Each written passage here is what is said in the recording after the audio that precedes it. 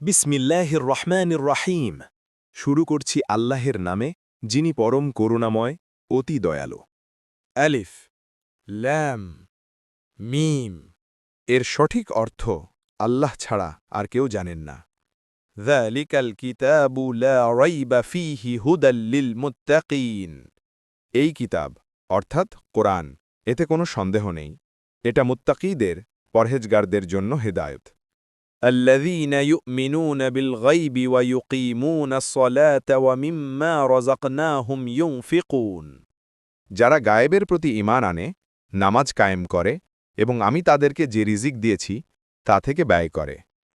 والذين يؤمنون بما أنزل إليك وما أنزل من قبلك وبالآخرة هم يوقنون।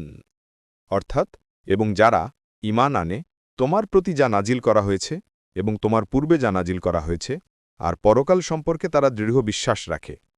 أولئك على هدى من ربهم وأولئك هم المفلحون।